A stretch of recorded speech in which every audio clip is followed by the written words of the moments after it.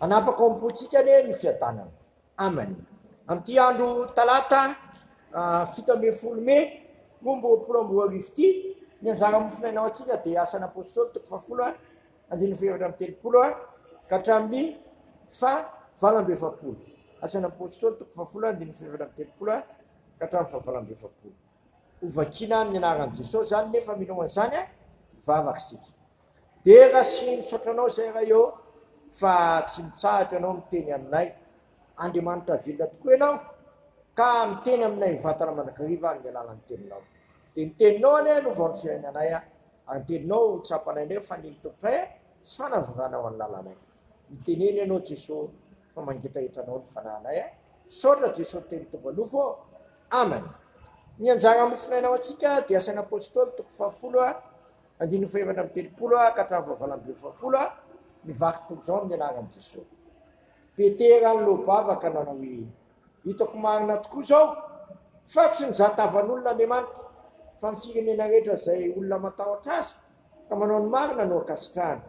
Ianareo mahalala ny teny izay nampitonainay amin'ny zanak'Israely tongotra teny soa malaza fiadanana amin'ny alalan'i Jesosy Kristy. Izy ny tompon'izao rehetra izao dia ilay teny natomboka hatrany Galilea ka nitoriana tamin'ny Judea rehetra tao aorian'ny batisa izay nitorian'i Jaona. Dia niamy Jesosy avy amin'ny Nazareta izay nosoran'Andriamanitra tamin'ny fanahy masina sy ny hery sady nandehandeha nanao soa sy nasitrana izay rehetra azo ny hery ny devoly satria Andriamanitra nomba azy ary izay no vavolombelon'ny zavatra rehetra izay nataony tany amin'ny tany Jiosy sy tany Jerosalema. Izy dia novonoina nahantony teo amin'ny hazo nefa natsakan'Andriamanitra kosa izy tamin'ny andro fahatelo ka naseho mahamarina tsy tamin'ny olona rehetra fa tamin'ny vavolombelona izay nitenen'Andriamanitra rahateo dia taminay izay niara-ninana sy niara-nisoto taminy rehefa nitsangana tamin'ny maty izy. Ary izy nandidy anay tonga amin'ny olona ka nambara fa izy ny voatenin'Andriamanitra tsara ny velona sy maty. Izy no ambara ny mpaminany rehetra fa amin'ny anarany no azony izay rehetra mino azy fa milan-keloka. Raha mbola nilasa toy izany Petera dia latsaka tamin'izany rehetra nandeha tamin'izay nandeha tamin'izay rehetra nandeha ny fanahy masina. Dia niteny ary talanjana mino isan'ny voavora izay niaraka tamin'ny Petera satria nilatsaka tamin'ny dedikisa koa ny fanomezana dia ny fanahy masina. Fa nandeha azy niteny tamin'ny fiteny tsy fantatra sy nankalarazan'Andriamanitra izy. Teny manamaly Petera ka nanao hoe moa misy olona mahazo mandara ny rano tsy anaovana batisa ireo izay efa nandray ny fanahy masina tahaka antsika koa dia nasainy natao batisa tamin'ny anaran'i Jesosy Kristy izy ary nangatany ireo mba hitrehitra ao amin'ny andro vitsivitsy izy. Ramasonao manamasinana anay amin'ny fahamarinana ny teninao amin'ny fahamarinana. Amen.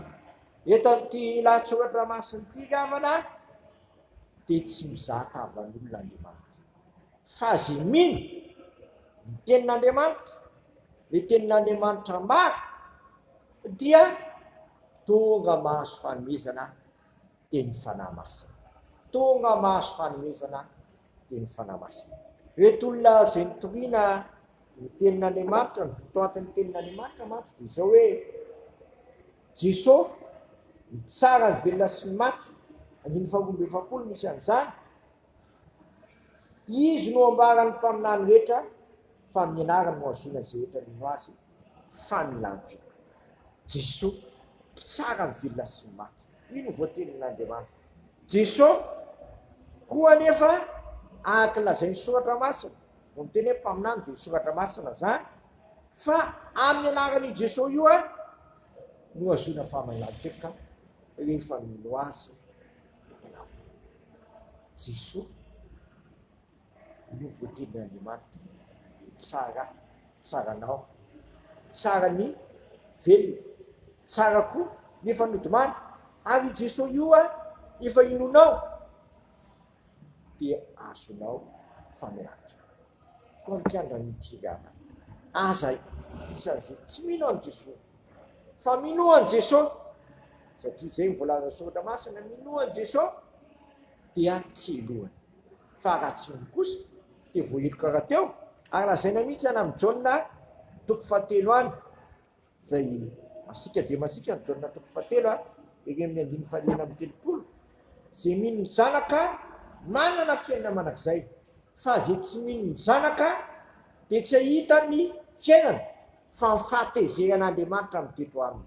Zay tsy mino an' Jesosy dia tsy hahita fiainana fa ny fahatezerin'Andriamanitra no miteto aminy. Fa zay mino an' Jesosy kosa dia manana fiainana manak'izay, ary tsy vitany hoe manana fiainana manak'izay fa zao ny voalaza eto hoe latsaka tamin'ny zay nandeha niteny ny fanamasin'Andriamanitra. Zay nandeha niteny ka mino dia mahazo famelan-keloko, ary mahazo fanomezana dia ny fanamasina.